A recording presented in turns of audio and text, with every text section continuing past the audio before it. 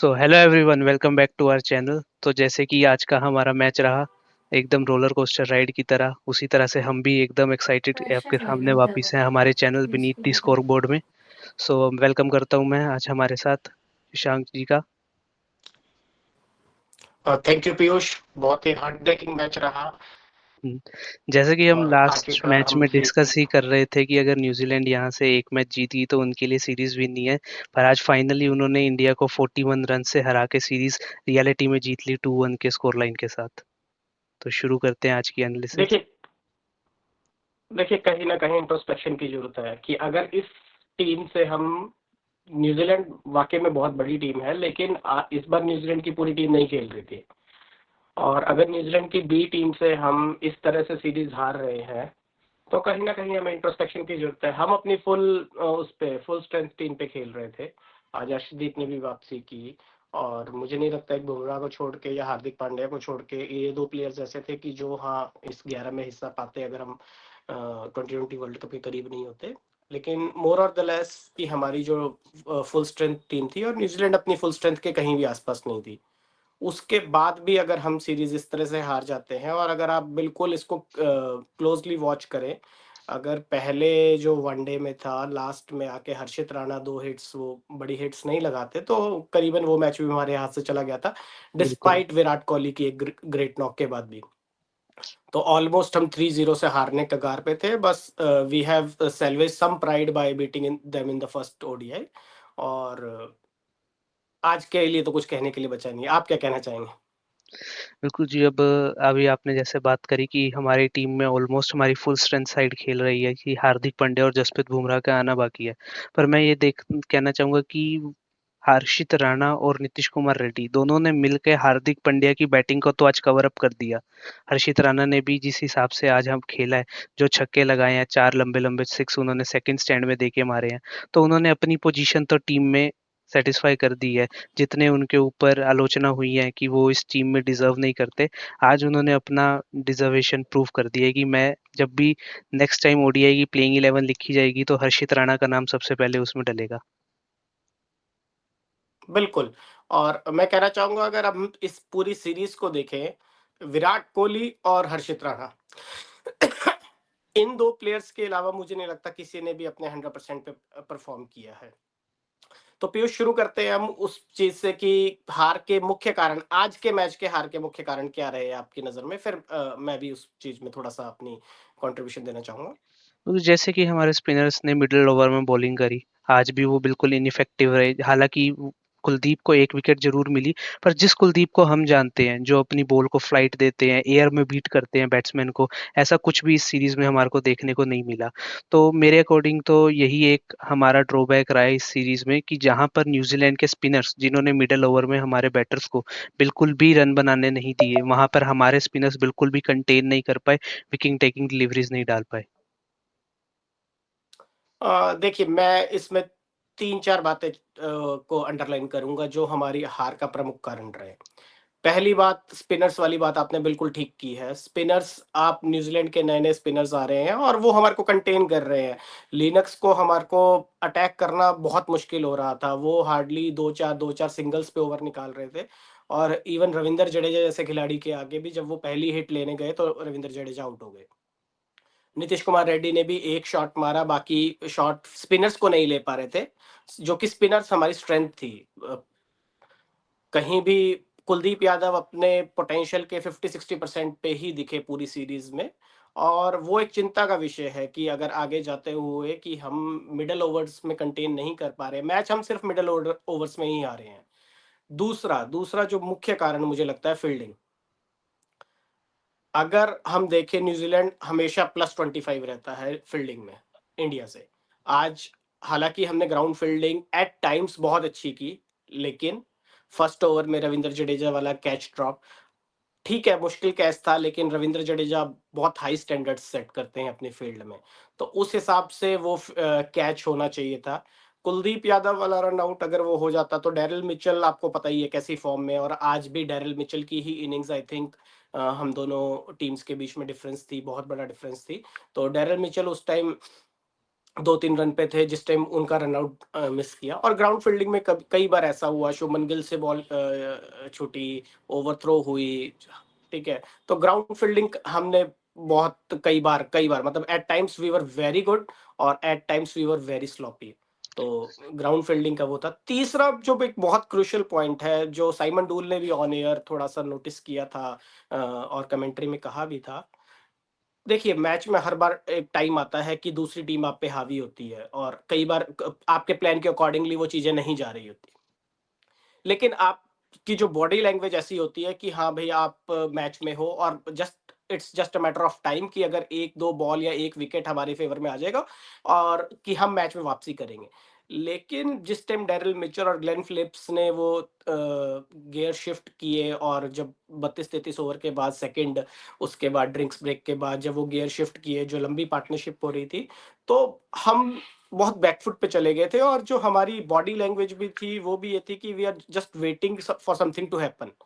ये नहीं है कि हम थोड़ा-सा उन पे हावी हो रहे हैं और उनको मजबूर कर रहे हैं कि रिस्क लेने पे या चांसेस लेने पे, लेकिन we were waiting them to make mistakes. जो कि मुझे लगता है कि न्यूजीलैंड ने कभी भी पूरी सीरीज में नहीं किया। अगर कोई फेस गया है मैच का जिसमें उनको लगता है कि हाँ भाई, इस टाइम इंडिया बेटर खेल रही है, तो दे वर प्रोएक्टिव। उन्होंने बॉलिंग चेंजेस की। आज भी जब नीतीश कुमार रेड्डी रन मार रहे थे, जो उस टाइम पे पार्टनरशिप अच्छी हो रही थी, तो दे वर प्रोएक्टिव। उन्होंने क्लिस्टन क्लार्क को वापस लेके आए, फील्ड चेंजेस किए। तो मतलब वो प्रेशर में नहीं आए। They were not waiting for us to make mistakes. और और हम थोड़ा-सा बैकफुट पे आ गए, वो मुझे लगता है बहुत बड़ा कारण रहा। और बैटिंग, बैटिंग हम पेपर पे कितने ही स्ट्रॉन्ग हो, हमारे पास वर्ल्ड के टॉप 10 बैट्समैन में से 3 बैट्समैन एक प्लेइंग 11 में खेल रहे हो, लेकिन हर्षित राणा और विराट कोहली, इन दोनों के अलावा मुझे नहीं लगता किसी ने अपना काम बखूबी इस सीरीज में पूरा किया है, बैटिंग पॉइंट ऑफ व्यू से। तो बैटिंग आप देख लीजिए, फील्डिंग देख लीजिए, और बॉलिंग में मुझे लगता है कि पेसर्स के लिए ज्यादा कुछ था नहीं पिच में। और शुरू में हमने, सिराज वाज एक्सेप्शनल, सिराज ने बहुत कसी हुई गेंदबाजी की। हर्षित राणा और अर्शदीप ने भी, आज थोड़ी सी स्विंग हो रही थी शुरू में, लेकिन 2-4 ओवर ही उस टाइम बहुत अच्छा रोक के रखा। लेकिन वंस जब हमारे को फील्डर्स भी थोड़ा सा कॉपरेट नहीं कर रहे और once the partnership was set, तो ग्राउंड ऐसा था कि बहुत फास्ट आउटफील्ड थी और मतलब हमारी बॉलिंग उस तरह से परफॉर्म नहीं कर पाई। लेकिन मुझे फिर भी लगता है कि बॉलिंग की लाइन लेंथ में थोड़ी कम गलतियां थी, कम खामियां थी पेसर्स की में, कंपैरेटिव टू स्पिनर्स। और ये 2-3 मुख्य कारण रहे। बॉडी लैंग्वेज मुझे लगता है बहुत बड़ा कारण रहा कि हम थोड़ा सा बैकफुट पे चले गए थे। हमें लग रहा था कि हम 330-40 तक अगर रोक लेंगे तो we will chase it down, rather than containing them on a much lower score. We were very happy to chase a target of 330, 340 odd, और जो कि हमारी शुरू में विकेट्स गिरने से हम प्रेशर में आ गए और हम कभी चेस कर ही नहीं पाए।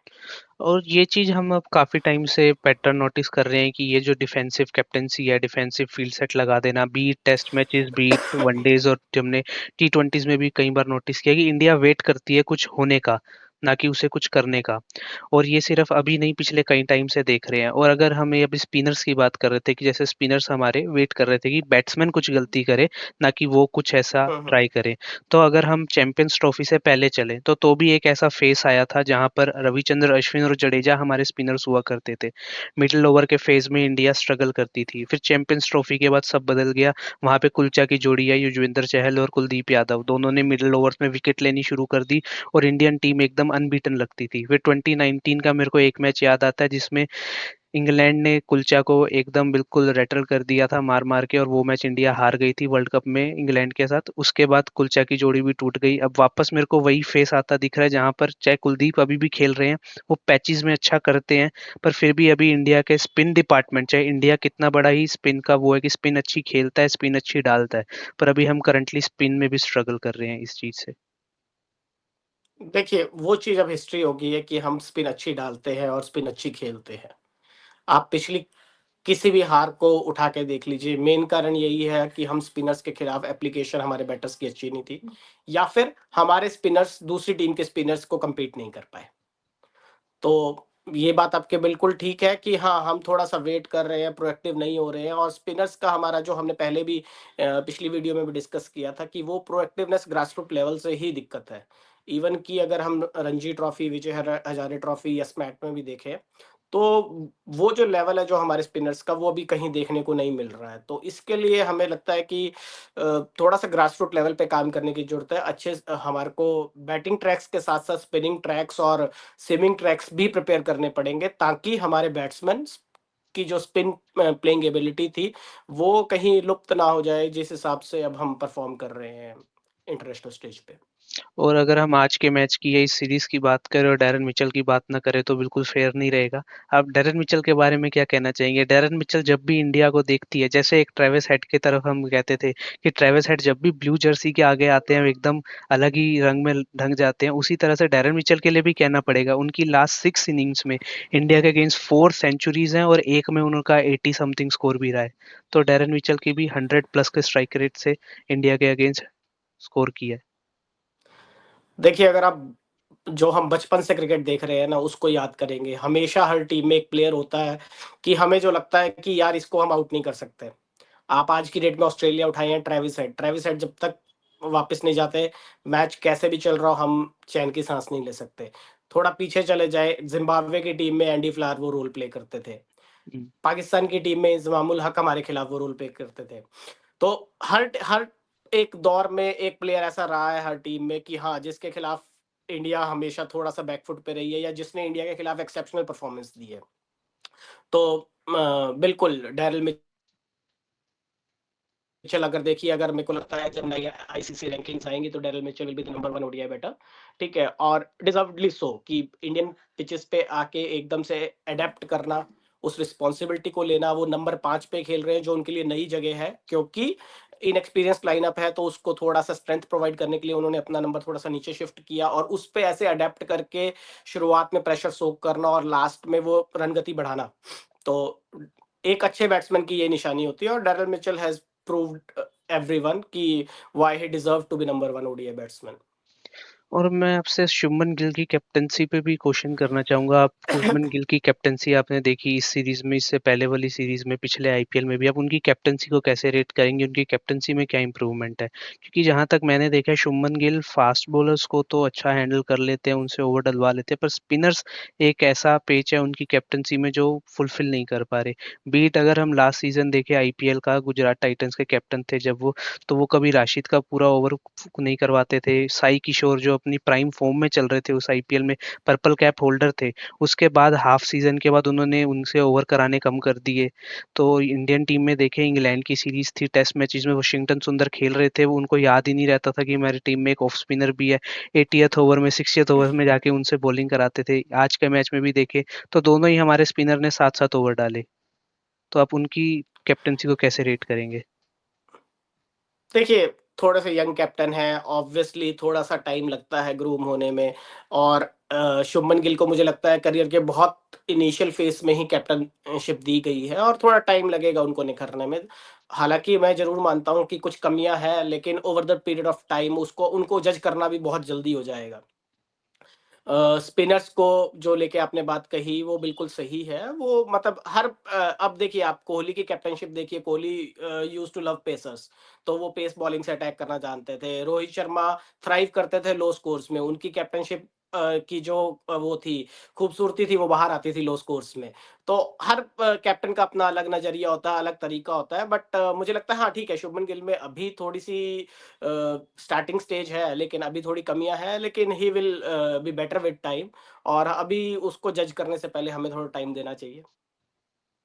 तो इसी के साथ हम आज का ट्रिविया देख लेते हैं। आज का हमारा फर्स्ट ट्रिविया है कि आपको बताना है कि फर्स्ट टाइम जब इंडिया ने अंडर 19 वर्ल्ड कप खेला था, तो उस टाइम पे हमारी अंडर 19 वर्ल्ड कप का कैप्टन कौन था? जिसको भी ये आंसर पता हो कमेंट में बताएं। और हमने जो लास्ट वीडियो में ट्रिविया पूछा था, उसका किसने करेक्ट आंसर दिया था, वो जानने के लिए वीडियो में अंत तक हमारे साथ जुड़े रहें। तो इसी के साथ हम आगे चलते हैं, बात करते हैं श्रेयस अय्यर की, हमारे टीम के उप-कप्तान की। उनकी भी ये सीरीज़ थोड़ी ठंडी सी ही रही, चाहे वो एक इंजरी के बाद वापस आ रहे थे, चाहे उन्होंने डोमेस्टिक में 80 रन्स का स्कोर किया था, उसके बाद टीम इंडिया में उन्होंने पहला मैच खेला था, अच्छे टच में लग रहे थे, पर उसके बाद बैक टू बैक फेलियर्स।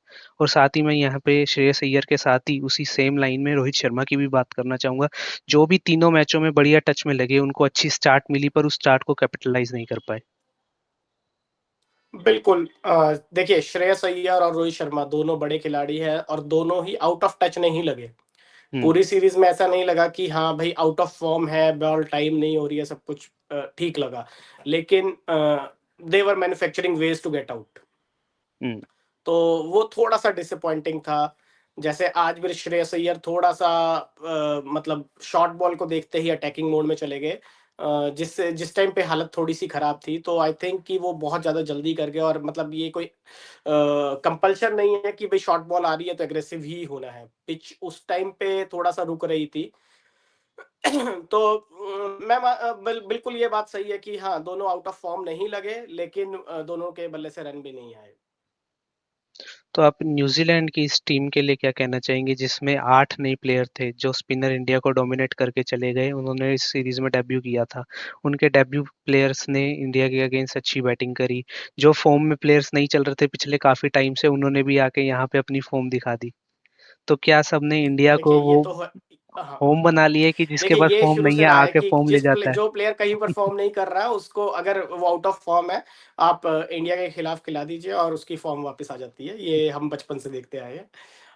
और देखिए न्यूजीलैंड की बात करें, न्यूजीलैंड एक्सेप्शनल क्रिकेट खेली है और beat the last test series जब वो पहली बार इंडिया में टेस्ट सीरीज जीते, क्लीन स्वीप किया उन्होंने और अब की बार पहली बार इंडिया में ओडीआई सीरीज जीती। तो they are writing history again. But हमें थोड़ा-सा न्यूज़ीलैंड के डोमेस्टिक स्ट्रक्चर पे भी बात करनी पड़ेगी। न्यूज़ीलैंड का डोमेस्टिक स्ट्रक्चर बहुत स्ट्रॉन्ग है और देखिए अगर 8 नए खिलाड़ी आ रहे हैं और वो इंडिया में ऐसे कम्पीट कर रहे हैं, ऐसी टक्कर दे रहे हैं, तो कहीं न कहीं वो कुछ बहुत एक्सेप्शनल कर रहे हैं अपने डोमेस्टिक स्ट्रक्चर में।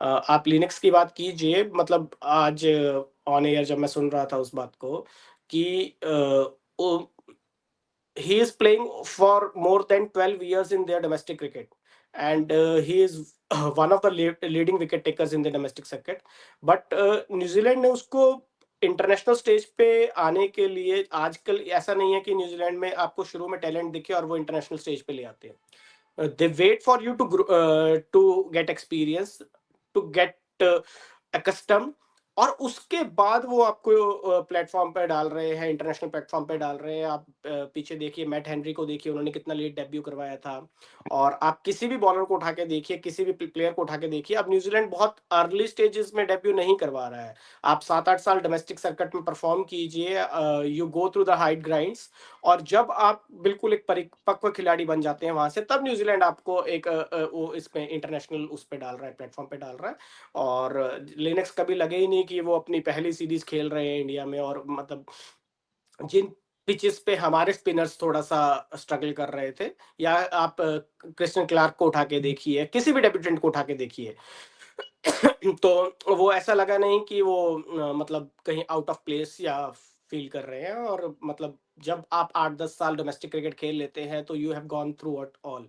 तो उसमें आपको पता है कि हाँ भई मेरे से क्या एक्सपेक्टेड है टीम में और अगर थोड़ा-सा कभी फेस ऐसा आ रहा है कि मैच में कि टीम थोड़ी-सी पीछे है हमारी दूसरी टीम से तो उसको कैसे कोप अप करना है। तो एक्सपीरियंस का देखिए एक्सपीरियंस को कोई चीज़ मुकाबला नहीं दे सकती। तो वो एक्सपीरियंस उनका डोमेस्टिक सर्किट का बिल्कुल काम आया इस सीरीज़ में।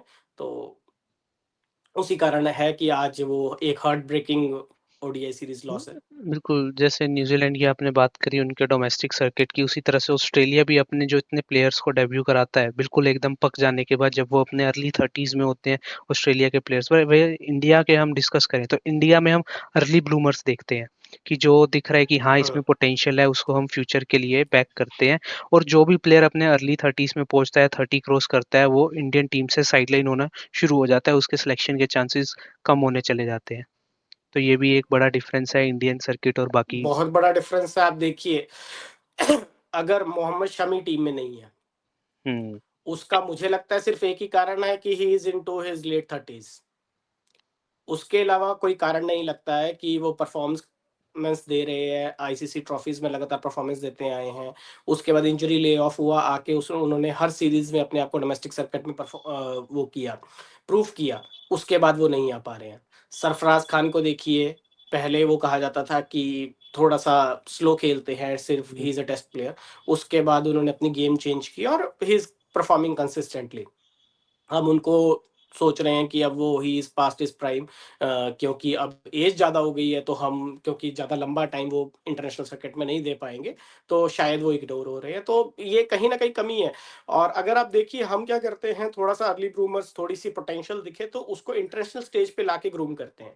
हालांकि अब हमारे पास आईपीएल है, हमारा डोमेस्टिक सर्किट, क्योंकि हमारे India A, India under 19, India B team के टूर्स अलाइन होते हैं इंटरनेशनल टूर्स के साथ। तो जो हमारी जो सेकंड स्ट्रिंग टीम है, उनके पास ग्रूम करने के लिए वो प्लेटफ़ॉर्म बहुत अच्छा है।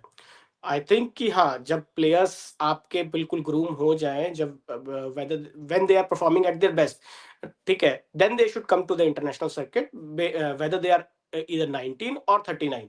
The age shouldn't matter, the performance should matter. Right. तो इसी के साथ अगर हम देखें तो जितने भी हमारे बॉलर्स हैं, तो हम उनको अपनी फिंगर टिप्स पे काउंट कर सकते हैं। अभी आपने कहा हमारे पास इंडियन सर्किट में इंडिया ए टीम के टूर्स हो रहे हैं, बी टीम के टूर्स हो रहे हैं, आईपीएल है, पर वो हमारे जो फास्ट बॉलर्स हैं वो ऊपर लेवल पे क्यों नहीं आ पा रहे? और जो हमारे को लगते हैं एक दो सीजन में कि अच्छा परफॉर्म कर रहे हैं, वो कंटिन्यूसली इंजरी के साथ डील कर रहे हैं। ऐसा क्या है इंडियन कंडीशंस और बाहर की कंडीशंस में कि जो इंडियन के जो out and out fast bowlers हैं वो इंडिया प्रोड्यूस नहीं कर पा रहा है, या जो आ रहे हैं वो इंजरी प्रोन है? देखिए, इसका जवाब तो आपको एमआरएफ पेस अकेडमी से लेना चाहिए, क्योंकि एमआरएफ पेस अकेडमी को सेटअप किए 20, 25, 30 साल हो गए, और मुझे नहीं लगता कि ऐसा कोई प्रोडक्ट एमआरएफ पेस अकेडमी से निकल के आया है कि जो हम कह सकें कि ये एमआरएफ पेस अकेडमी का प्रोडक्ट है।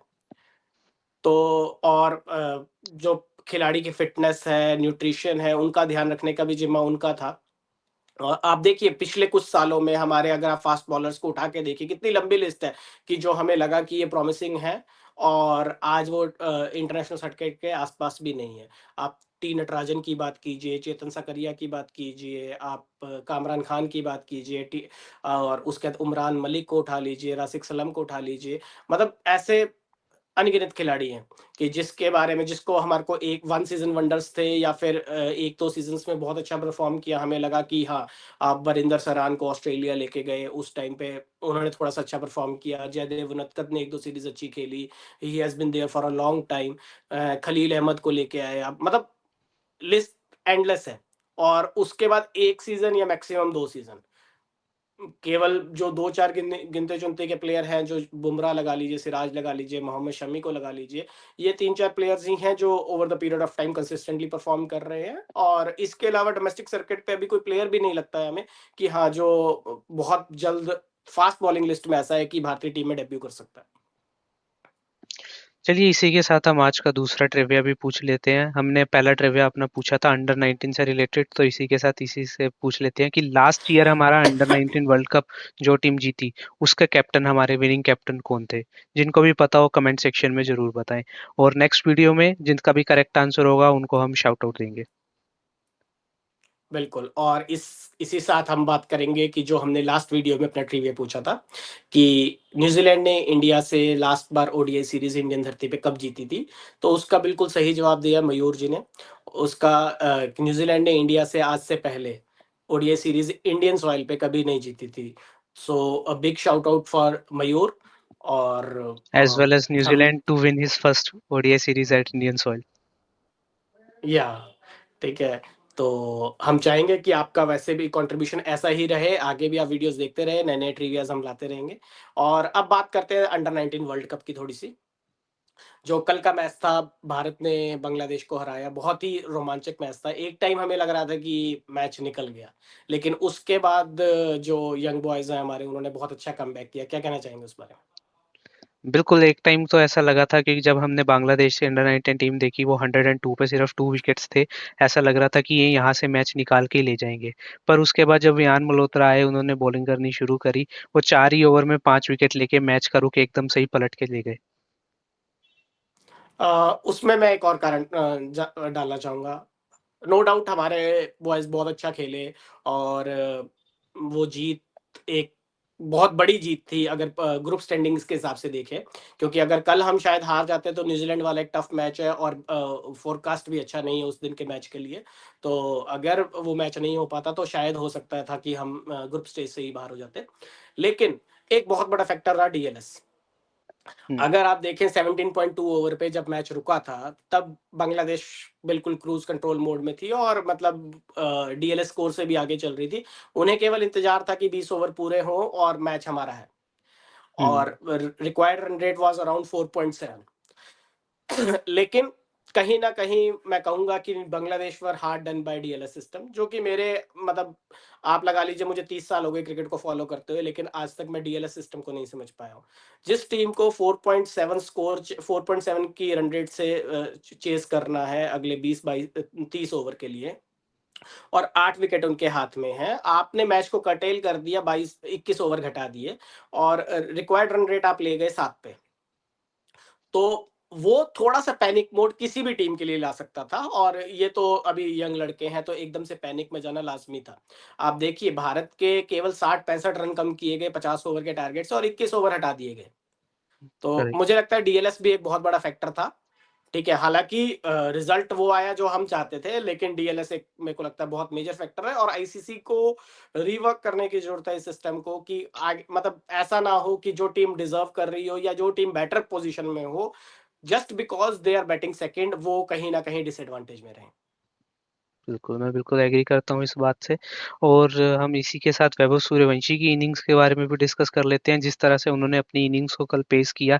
उनके दूसरे एंड पे विकेटें गिरती चली गई, उसके बाद अभिज्ञान कुंडू, उन्होंने भी पिछले कुछ टाइम से अच्छा परफॉर्म करते आ रहे हैं। जब भी टीम इंडिया की अर्ली विकेट्स गिर जाती हैं, वो वहाँ नीचे रेहान मल्होत्रा दोनों मिलके ऊपर से वैभव सूर्यवंशी तीनों ही कंसिस्टेंट परफॉर्म करते आए हैं।